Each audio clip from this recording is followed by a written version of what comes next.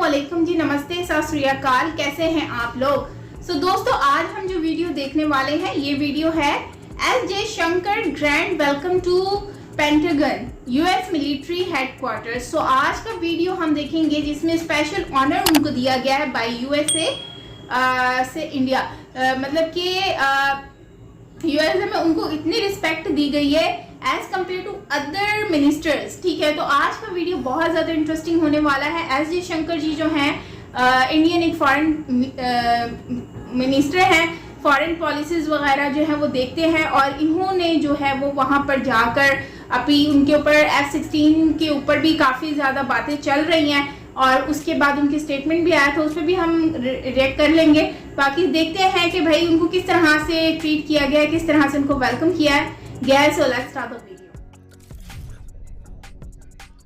Hello and I welcome you all to world affairs. मैं हूं प्रशांत Dhawan. Now recently आपने देखा होगा बहुत से आर्टिकल्स पब्लिश हुए हैं जहां पर ये लिखा है कि भारत के विदेश मंत्री डॉक्टर एस जयशंकर का एक ग्रैंड भव्य वेलकम किया गया है पेंटागन में। ये आपके सामने इसकी वीडियो प्ले हो रही होगी और यहाँ पे आप देख सकते हैं इस तरीके से पेंटागन में जो सिक्योरिटी ऑफिशियल्स हैं, जो यहाँ पर मिलिट्री एस्टैब्लिशमेंट है, इन लोगों ने वेलकम किया डॉक्टर एस जयशंकर का, क्योंकि पेंटागन कैटेगोरिकली कह चुका है कि भारत इनके लिए a once in a lifetime opportunity है। और ये बात मैं एग्जैजरेट करके बढ़ा चढ़ा के नहीं कह रहा। पेंटागन ऑफिशियली कह चुका है कि इंडिया यूएस डिफेंस के मामले में अगर प्रॉपरली अलाइंड हो जाते हैं तो यूएसए को इससे बड़ा एडवांटेज मिलेगा लॉन्ग टर्म में अपने ऑब्जेक्टिव्स रीच करने के लिए। अब यूएसए के ऑब्जेक्टिव्स हैं क्या? चाइना को आगे नहीं निकलने देना, जो वर्ल्ड डोमिनेंस है वो चाइना के हाथ में नहीं लगने देनी। तो इसके लिए बहुत ही ज़्यादा इंपॉर्टेंट है कि इंडिया यूएस के साथ रहे। तो India is the biggest strategic opportunity for US, ये कहा है पेंटागन ने। और पेंटागन क्या है? पेंटागन है केंद्र यूएसए की मिलिट्री का। इनकी air force, army, navy, space force सब कुछ यहीं से कंट्रोल होता है। वर्ल्ड वॉर 2 के टाइम में पेंटागन को बनाया गया था और आज भी ये आइकॉनिक बिल्डिंग है। It is a massive complex. और वैसे कभी सर्च करके देखना इंटरनेट पर कि इमैनुअल मैक्रों को या फिर किसी और वर्ल्ड लीडर को, किसी और देश के विदेश मंत्री को इस तरीके से वेलकम किया गया हो पेंटागन में। पहली बात तो पेंटागन में ना यूएसए के ही कई बड़े बड़े जो ऑफिशियल्स हैं उनको घुसने नहीं देते, क्योंकि ये मिलिट्री हेडक्वार्टर है। ये आप कह लीजिए केंद्र है यूएसए की पावर का। और रिसेंटली ही मैंने आपको बताया था कुछ महीने पहले कि इंडिया को अनएस्कॉर्टेड पेंटागन एक्सेस दे दिया गया है। नहीं तो अगर मान लीजिए कोई कंट्री जिद पकड़ लेता है कि जी हमारे जो विदेश मंत्री या रक्षा मंत्री है एक बार पेंटागन घूमना चाहते हैं, तो 10 में से 8-9 बार तो उनकी रिक्वेस्ट कर देंगे रिजेक्ट। एक बार अगर रिक्वेस्ट हो भी गई ना, तो वहां पर क्या होगा कि यूएसए के जो डिफेंस ऑफिशियल्स हैं मौजूद होंगे और उनको एक एस्कॉर्टेड एक्सेस दिया जाएगा, जहां पे बहुत ही लिमिटेड तरीके से वो बातचीत कर पाएंगे यूएस ऑफिशियल से। इस तरीके का एक्सेस कि इंडिया के विदेश मंत्री जाएं, यूएसए के डिफेंस सेक्रेटरी लॉयड ऑस्टन इनको पूरा पेंटागन घुमाएं, दिखाएं उनको कि देखिए ये हमारा डिपार्टमेंट यहाँ पे है, हम ये काम यहाँ पर करते हैं। This is very special. और कुछ साल पहले आपको जान के रानी होगी, इंडिया के लिए पेंटागन में एक प्रॉपर ऑफिस था। अब वो ऑफिस इन्होंने बाहर एक और बिल्डिंग है वहां पर मूव कर दिया स्पेस के लिए, क्योंकि वो ऑफिस काफी बड़ा हो गया था। बट ये अपने आप में भारत के लिए एक बहुत बड़ा सम्मान है। और यूएसए ने एक सिंबॉलिक मैसेज भेजा इंडिया को कि देखिए F-16 वाली बात को लेकर ज्यादा नाराज मत होइए, you are a very important country for us. और ये बात सिर्फ मैं नहीं कह रहा, ग्लोबल मीडिया आप देखोगे वो यही कह रहा है कि यूएसए ने कसम खाई है कि इंडिया के साथ डिफेंस रिलेशंस ये स्ट्रॉन्ग करेंगे। On the same day letter vents anger over F-16 deal with Pakistan. जैसे इंडिया ने F-16 डील को लेकर काफ़ी कुछ बोलना स्टार्ट कर दिया, उसके बाद से हम देख रहे हैं कि यूएस काफ़ी हद तक इंडिया को पैसिफाई, शांत करने की कोशिश कर रहा है। तो डिस्कस करते हैं इस टॉपिक को इन डेप्थ के इंडिया यूएस का डिफेंस पोटेंशियल क्या है। बहुत कुछ आपको जानने को मिलेगा। So a lot to know, a lot to discuss as always. But before we begin, आगे बढ़ने से पहले आपसे एक क्वेश्चन पूछूंगा। क्वेश्चन यहाँ पर ये है कि हाल ही में वो कौन सी इंडियन वुमेन क्रिकेटर है जो रिटायर कर चुकी हैं। ये है यहाँ पे आपकी ऑप्शन: स्मृति मंधाना, मिथाली राज, दीप्ति शर्मा या फिर झूलन गोस्वामी। ये टॉपिक बहुत हद तक न्यूज में था। अभी रिसेंटली एक रनआउट को लेकर कंट्रोवर्सी भी हुई है, तो आपको पता होना चाहिए इसके बारे में। कमेंट सेक्शन में करिए उत्तर, सही आंसर मैं आपको दूंगा वीडियो के अंत में। ना पहली बात तो मुझे ये बात देखकर बहुत ज़रा हंसी आई कि भारत के विदेश मंत्री की जो यूएस की यात्रा है इसको बहुत ज़्यादा क्लोजली फॉलो कर रहा है पाकिस्तान। ये लोग यहाँ पर ये भी नोट कर रहे हैं कि जब पाकिस्तान का डेलीगेशन बिलावल भुट्टो वगैरह जो बाकी इनके डिप्लोमेट्स हैं ये गए यूएसए के सेक्रेटरी ऑफ स्टेट से मिलने के लिए, इनको कॉफ़ी और बिस्किट वगैरह खिला दिए, पानी वगैरह पूछा। मगर जब इंडियन डेलीगेशन गया तो प्रॉपर डिनर किया गया इनके साथ। तो डिनर देना अपने आप में सम्मान की बात होती है। तो बहुत सी चीज़ें हैं और मैं आपको ये बता दूं, ये सारी बातें बाकी देश नोटिस करते हैं इंडिया के आसपास, मगर भारत ने जो ये पेंटागन विजिट है इसको प्रॉपर तरीके से यूटिलाइज किया और इशू यहाँ पर रेज किया इंडो पैसिफिक में इंस्टेबिलिटी का। इंडिया ने सीधा सीधा ये कह दिया कि ग्लोबल सिचुएशन एक टाइम पर जितनी चैलेंजिंग थी उससे कई गुना ज़्यादा चैलेंजिंग हो चुकी है। हमारे सामने अब एक अग्रेसिव चाइना आ चुका है जो एक बार को ताइवान के आसपास मिसाइल बरसाने से कतराता नहीं है। तो बहुत इंपॉर्टेंट है कि इंडो पैसिफिक में हम स्टेबिलिटी बनाकर रखें, क्योंकि अगर इंडो पैसिफिक में हालत खराब हो गई तो इसका सीधा डीप इम्पैक्ट आप देखोगे वर्ल्ड की सिचुएशन पे। तो इंडो पैसिफिक में देखिए यूएस और इंडिया की एंगेजमेंट बढ़ने वाली है। इस पेंटागन मीटिंग में दोनों साइड्स ने डिसाइड किया कि पहली बात तो एक प्रॉपर डिफेंस इंडस्ट्रियल कोलैबोरेशन करने का अब टाइम आ चुका है और आप देखोगे इन द फ्यूचर यूएस और इंडियन कंपनीज बहुत सा डिफेंस हार्डवेयर इंडिया में करेंगी मैन्युफैक्चर। कुछ प्रोजेक्ट हो सकता है कि यूएस फिर इंडिया दोनों जगह मैन्युफैक्चर हो, मगर ओवरऑल अब ये बात तय है कि इंडिया और यूएस बहुत ही जल्द आर्म्ड ड्रोन मिलके मैन्युफैक्चर करेंगे। ये अपने आप में एक मेजर गेम चेंजर होगा इंडिया के लिए और ये इसलिए किया जाएगा क्योंकि पेंटागन का ये कहना है कि इंडिया को रशिया पर डिपेंडेंस नहीं रखनी चाहिए डिफेंस नीड्स के लिए, क्योंकि रशिया खुद चाइना पर डिपेंडेंट है। और हाँ, यहाँ पर मुझे ये भी मेंशन करना पड़ेगा कि ऐसा नहीं है कि यूएस अपने आप ही राजी हो गया कि इंडिया के साथ डिफेंस मैन्युफैक्चरिंग ये लोग करेंगे। इंडिया ने प्रूव किया है कि make in India defence is a success. अभी रिसेंटली देखा गया कि पिछले 5 साल में इंडिया के डिफेंस एक्सपोर्ट्स उछल के कितने बड़े हैं, 334%। और आज के समय इंडिया डिफेंस आइटम सप्लाई कर रहा है 75 कंट्रीज को।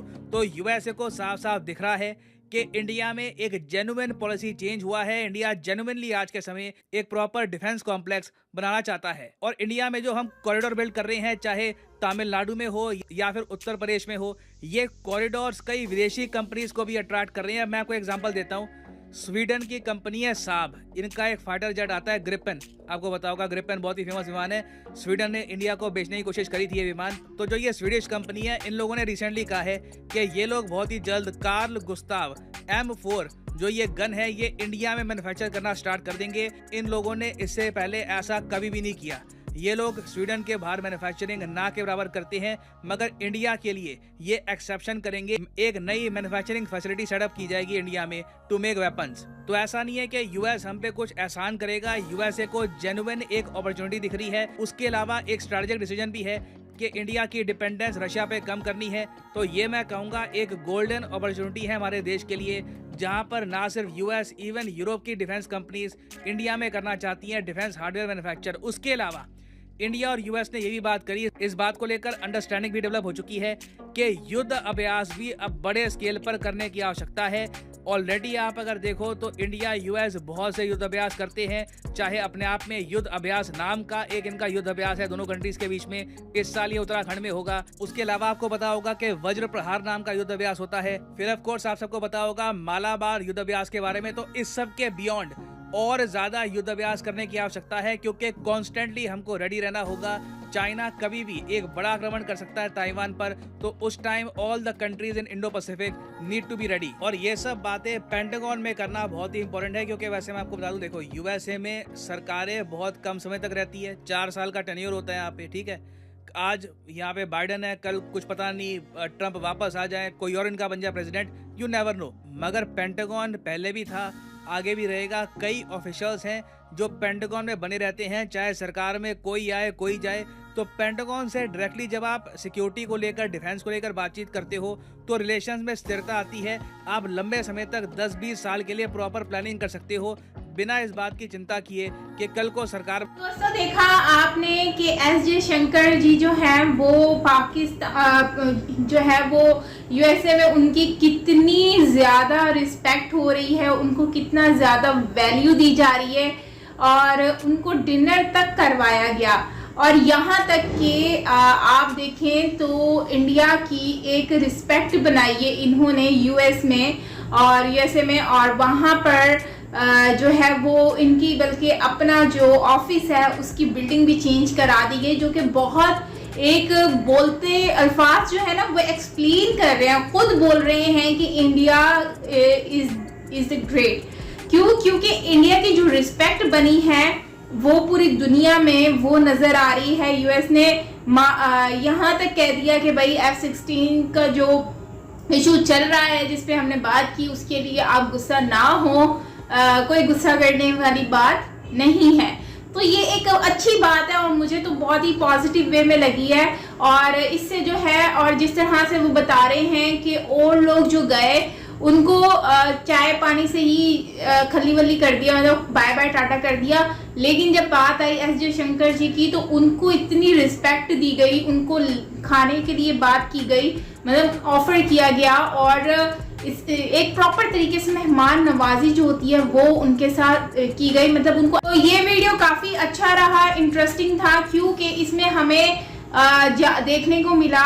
और यकीन माने तो ये एक मेरी नज़र में तो प्राउड मोमेंट है इंडिया के लिए कि इंडियन जो मिनिस्टर हैं वो जाते हैं और उनको जिस तरह से लोग जो हैं वो एक रिस्पेक्ट दे रहे हैं। इसके अलावा उन्होंने जो अपने स्टेटमेंट दिया F-16 के ऊपर, तो वो स्टेटमेंट भी उनका मतलब काफ़ी लोगों ने उसको भी सराहा है कि भाई ये ऐसे लीडर हैं जिनको हर किसी के आगे डट के बात करते हैं और हर किसी के आगे खड़े होकर प्रॉपर तरीके से आंसर करते हैं। तो ये एक बहुत बहुत बहुत बड़ी बात है।